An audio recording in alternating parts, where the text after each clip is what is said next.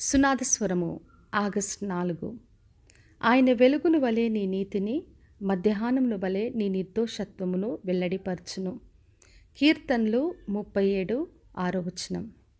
కొన్నిసార్లు మనం నిందల అవమానాలు పొందినప్పుడు ఎంతగానో బాధపడుతుంటాం. అది కుటుంబంలో కావచ్చు, లేదంటే పరిచర్య విషయంలో, ఉద్యోగ స్థలాల్లో ఎక్కడైనా మరి ప్రజలు నిందించి అవమానపరిచినప్పుడు దేవుని సన్నిధిలో దుఃఖంతో ప్రార్థిస్తుంటాం. అయితే ప్రభు ఈ రోజున వాగ్దానం చేస్తున్నాడు. ఆయన వెలుగును వలె నీ నీతిని, మధ్యాహ్నం వలె నీ నిర్దోషత్వమును వెల్లడిపరచును అని. మన దేవుడే మన నీతిని, మన నిర్దోషత్వాన్ని వెల్లడిపరిచే దేవుడు.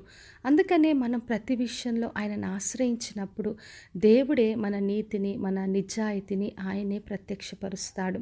మరి దావీదు జీవితంలో ఎన్నో సమస్యలు ఎదుర్కొన్నాడు, ఎన్నో నిందలు అవమానాలు ఆయన పొందుకున్నాడు, ఎన్నోసార్లు శత్రువులు ఆయనను వెంబడించారు.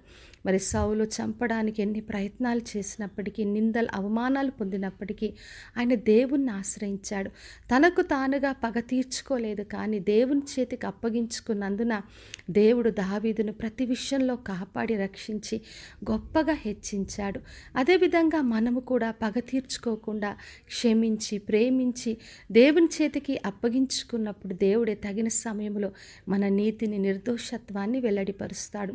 మరి యేసు ప్రభు పరిచర్య చేస్తున్న సమయంలో ఆయన అందరికీ మేలు చేస్తూ వెళ్ళాడు. అయితే కొంతమంది వ్యక్తులు ఆయనను ప్రతి విషయంలో వ్యతిరేకిస్తూ, నిందిస్తూ, అవమానపరుస్తున్నప్పటికీ కూడా ఆయన పని మానలేదు. మరి తండ్రి చేతికి అప్పగించుకున్నాడు. మరి ఆయనను సిలువలో వేసినప్పటికి కూడా, తండ్రి వీరేం చేయుచున్నారు, వీరు ఎరగరు గనుక వీరిని క్షమించు అని అందరి కొరకు ప్రార్థించాడు. మరి ఆయన చనిపోయిన తర్వాత అక్కడ శతాధిపతి చెప్పాడు, నిజముగా ఇతడు దేవుని కుమారుడే అని అక్కడ జరుగుతున్న కార్యాలను బట్టి ప్రకటించాడు.